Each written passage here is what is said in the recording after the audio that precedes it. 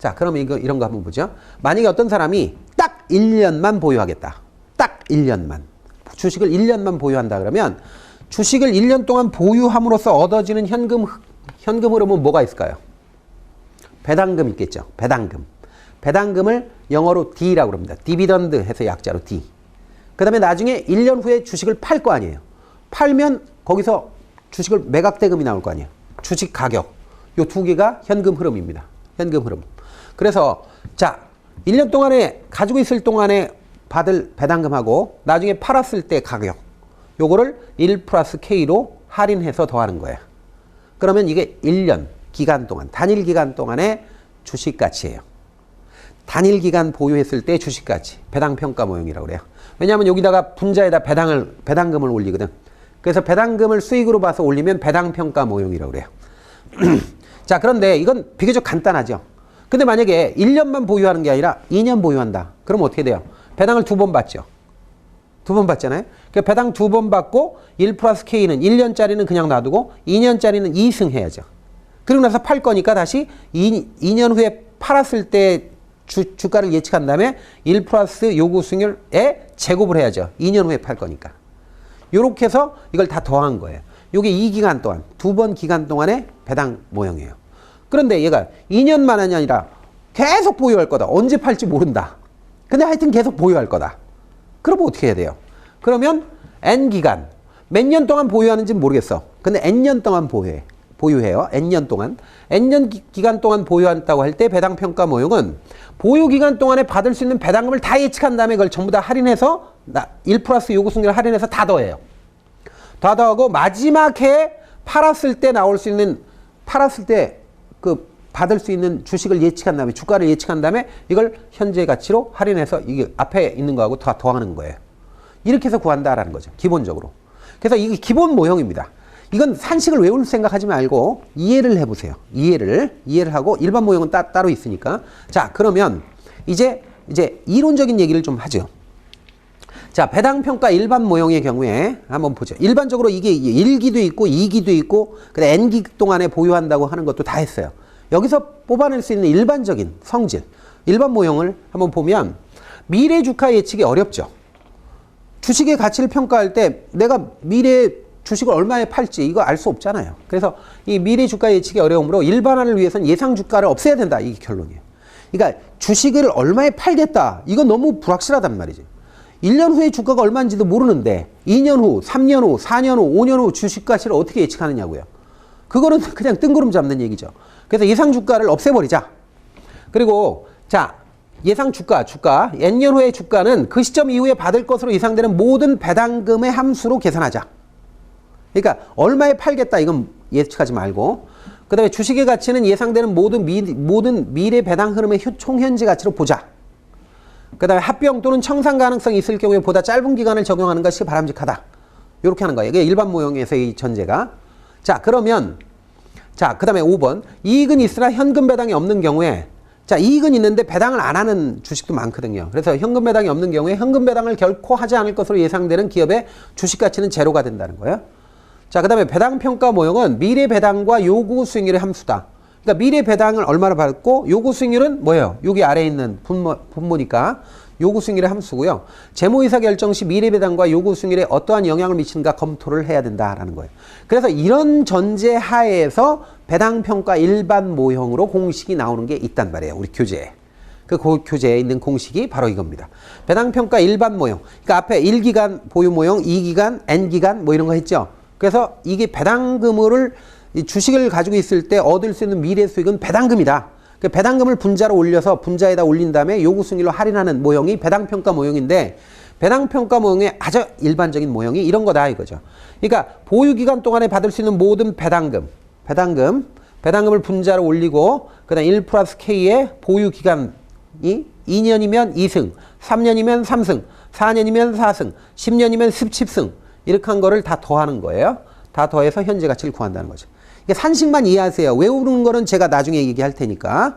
자, 이렇게 해서 이해가 됐단 말이에요. 이게 배당평가 일반 모형입니다. 자, 그러면 요 배당평가 일반 모형을 이제 상황에 따라서 응용하는 거예요. 주식의 상황에 따라서. 주식의 배당금이 어떻게 될 것인가를 가정한 다음에 거기에 응용하는 거예요. 요건 이제 구체적으로 보는 겁니다. 자, 첫 번째. 자, 주식 가치를 평가할 때 이 주식이 배당이 성장하지 않는다. 이렇게 가정하는 거예요. 자, 이렇게 가정하는 거예요. 주식을 보유했는데 이 주식은 배당금이 일정하고 배당금이 늘어나지 않는다. 이렇게 가정을 해보는 거예요. 가정을 했을 때 주식 가치를 어떻게 평가하느냐. 그때 주식가치 평가를 무성장 모형이라고 그래. 무성장. 성장을 안 한다는 거예요. 그래서 무성장 모형은 자, 배당금이 성장하지 않는다. 이렇게 보는 거예요. 미래 배당금은 매기간 일정해. 변하지 않아. 일정하고 성장하지 않는다고 가정하는 거예요. 성장률을 제로로 보는 거죠.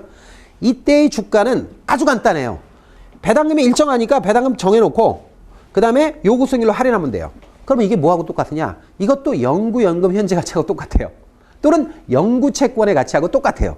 또는 우선주의 가치하고 똑같은 거예요. 그래서 배당금 줘요. 시험에서. 배당금 주고 이거 계속 성장 안 합니다. 그냥 그대로입니다. 나는 계속 보유할 겁니다. 주식가치는 얼마입니까? 그러면 요구수익률 줄 거란 말이에요. 요구수익률 주면 요구수익률이 뭐 5%다. 그러면 0.05 이런 식으로 준단 말이에요. 배당금은 1,000원이다. 1,000원에 뭐 0.05 뭐 이런 식으로 요구수익률 줬다. 그러면 이렇게 해가지고 뭐 2만 원 이런 식으로 해가지고 해야 된단 말이죠. 응? 여러분들 이제 1,000원을 0.0으로 나누면 곱하기 20배 한 거니까 2만 원입니다. 그래서 이런 식으로 가치를 찾으면 되는 거예요. 그래서 이쪽은 무성장 모형은 시험에서 자주 물어보진 않아요. 왜냐면 간단해요. 너무 간단해서 그렇게 뭐 아주 쉽게 이렇게 내진 않습니다. 보통 그러면 어떤 걸 내느냐? 다음 걸 내죠. 이건 뭐 거의 뭐 매회 거의 잘 안 빠집니다. 안 빠지는 게 바로 항상 성장 모형입니다. 자, 이게 고든 모형이라고 하는 거죠. 여기서 우리가 되게 힘들어해요. 이거는 정말 많이 나오거든요. 정말 많이 나오는데 이것 때문에 뭐 머리가 너무 아프다 이런 분들이 많아요. 자, 한번 보세요. 항상 성장 모형은 가정할 때 이렇게 하는 거예요. 미래 배당금은 매 기간 일정 비율로 언제까지나 성장한다고 보는 거예요. 이때 성장 비율을 G라고 그래요. G로 약자로 쓰는데 G가 뭐예요? 그로스죠. 그로스. 그로스 레이트. 성장률. 줄여서 그냥 G 이렇게 하는 거예요. 성장률. 그래서 이렇게 성장한다고 보는 거고요. 그 다음에 요구 수익률은 성장률보다 높다라고 가정하는 거예요. 만약에 요구 수익률이 성장률보다 낮으면 그러면 이 산식 자체가 성립할 수가 없어요. 그래서 요구 수익률은 성장률보다 높다. 그러니까 요구 수익률은 투자자가 이 정도는 나와야 돼. 이 정도는 먹어야 돼. 나 투자하면 이 정도 수익은 나와야 돼. 라고 생각하는 수익률이에요. 요구 수익률. 그런데 그것이 성장률보다 높아야 돼요. 높아야 돼요. 그게 전제가 되는 거예요. 그러면 공식이 이렇게 된다는 거예요. 이렇게 된다. 마지막에. 이게 전개되는 건 신경 쓰지 마세요. 이게 중요해요. 이게 마지막에. 자, 그러면 이걸 쓸 테니까 제 얘기를 잘 들으셔야 돼요. 이게 너무너무 중요한 거니까. 자, D1이라고 썼어요. D1은 D가 디비던드, 배당금이라는 뜻이에요. 예상 배당금. 근데 여기 D1이라고 1 썼죠. 1. 1은 뭐냐면 현재 배당금이 아니라 미래 예상 배당금을 얘기하는 거예요. 미래 예상 배당금. 자, 그 다음에 요거를 K는 요구 수익률이고 G는 성장률이에요. 요렇게 해서 현재 주가를 구한다라는 겁니다. 자, 그런데 자, 여기서부터 여러분들이 조금씩 추가하세요. 자, 이거 너무너무 중요한 거니까 잘 보세요. 요때 예상 배당금을 그냥 주질 않아요. 현재 배당금을 주는 경우가 있어요. 그러면 현재 배당금을 이렇게 표기하거든요. 현재 배당금, 작년도 배당금 이런 식으로 해서 과거 배당금을 준다고요. 그러면 과거 배당금은 예상 배당금은 아니거든요. 그럼 어떻게 해야 되냐면 곱하기 1 플러스 성장률을 곱해줘야 돼요. 그래야 이거예요. 그래서 여기도 나왔지만 D0 곱하기 1 플러스 G를 해야 돼요. 네? 이걸 해야 돼요. 자, 이렇게 해서 따로 주는 경우가 있어요. 그 다음에 요구 수익률은요. 요구 수익률은 그냥 주는 경우가 별로 없습니다. 요구 수익률을 줄 때 어떻게든지 까다롭게 해서 줘요. 그래서 요구 수익률을 줄 때 이런 식으로 줘요. 정보를 다른 걸 줘요. 무위험 수익률 또는 무위험 이자율을 줘요.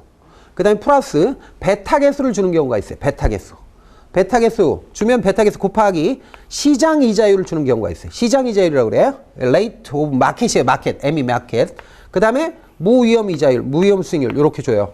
그러면 이걸 외우면 무배시무예요. 무 베타 개수, 시장 이자율, 무위험 이자율 또는 무위험 수익률 이렇게 해서 이거 외우셔야 돼요. 이거 외우셔야 돼. 무배시무 하면 요구 수익률이야. 무배시무.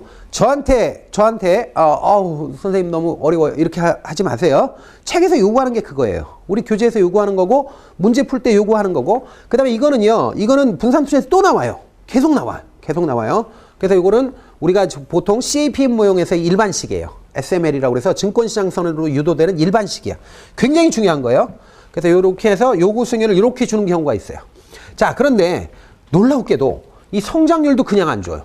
성장률도 까다롭게 꽈서 줘요. 그러면 성장률을 어떻게 주느냐 하면 성장률은 유보율이라는 게 있어요. 유보율 곱하기 자기자본 이익률 ROE라고 그래요. 자기자본 이익률 또는 자기자본 수익률 또는 재투자 수익률이라고 줘도 돼요. 이게 자기자본 수익률, 자기자본 이익률도 되지만 재투자 수익률이라고 표현해도 돼요.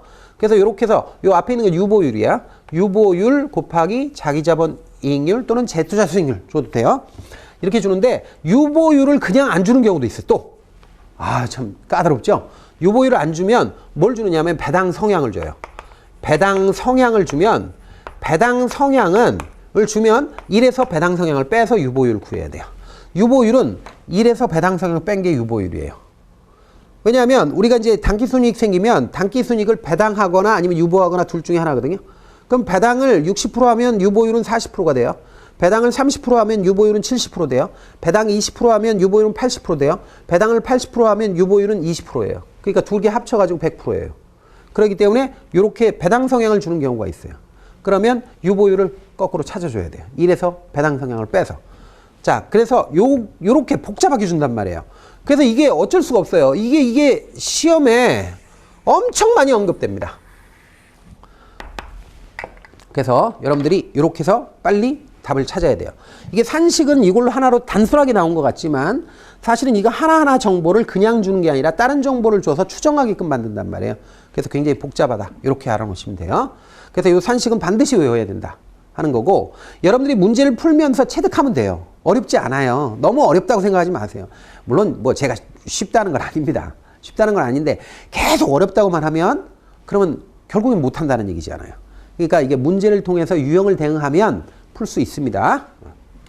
자, 그 다음에 이제 상상성자 모형 계속 나가면요. 요구 수익률은 예상 배당 수익률에다가 자본이득 수익률을 더한 거예요. 요건 보너스 같이 교재에 이제 언급되어 있는데, 배당 수익률 플러스 자본이익 수익률, 이렇게 줄여서 얘기하죠. 배당 수익률 플러스 자본 수익률 두 가지다. 요구 수익률은 그런 구조로 되어 있다. 그러니까 요구 수익률을 이렇게 찾을 수도 있고요. 요걸로 줘요, 보통. 요걸로 주는데 요렇게 요구 수익률을 요 정보를 줘서 배당 수익률하고 자본 수익률 두 가지를 줘서 요구 수익률을 찾기도 해요. 근데 그건 드물어요. 그러니까 요구 수익률 구하는 방식 두 가지다. 하나는 무배시문데 이게 압도적으로 이게 많아요. 두 번째는 자, 요구 수익률을 배당 수익률 플러스 자본 수익률로 더해서 구하는 것도 줄 수 있다. 근데 그건 드물다 하는 거고, 요구 수익률은 자, 배당 수익률이 요거예요. 배당 수익률은 주가분의 배당금의 비율이죠. 그러니까 배당 수익률이죠. 주가분의 배당금 플러스 성장률. 자본이득 수익률이 뭐예요? 성장률하고 관련되거든요. 그래서 요렇게도 구할 수 있어요. 그래서 요렇게 배당 수익률하고 자본이득 수익률이, 자본 수익률이 뭐예요? 성장률이 자본이득이잖아요. 성장하는 만큼 주가가 오르는 거 아니에요. 그래서 요게 요렇게 표현할 수도 있다. 그런 거예요. 요구 수익률은 요 앞에 있는 게 뭐라고요? 배당 수익률. 그리고 요거는 성장률. 이게 자본이득 수익률이 성장률이에요, 사실은. 같은 거예요. 개념이. 그렇게 알아놓고, 자, 배당 수익률은 한 주당 배당금을 한 주당 가격으로 나누는 거예요. 한 주당 배당금을 한 주당 가격으로 나누는 거예요. 이렇게 돼 있다라는 거 알아놓으시면 됩니다. 근데 여러분들 이게 너무 어렵다 그러면 요거는 조금 덜 중요해요. 더 중요한 게 요거예요. 이거는 뒤에도 계속 나와요. 그래서 요구 수익률 구하는 방식이 저렇게 배당 수익률하고 자본이득 수익률, 즉 성장률을 더하는 수도 있고 요렇게 하는 것도 있는데 요게 훨씬 더 중요하다 하는 거 알아놓으세요.